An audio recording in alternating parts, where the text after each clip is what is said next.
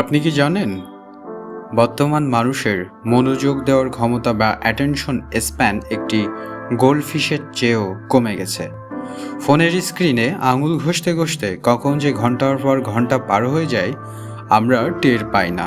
আমরা যখনই কোনো কঠিন কাজ শুরু করতে যাই আমাদের মস্তিষ্ক সহজ বিনোদন খোঁজে। একেই বলে প্রোক্রাস্টিনেশন বা আলসেমি। এর মূল কারণ হলো সস্তা ডোপামিন।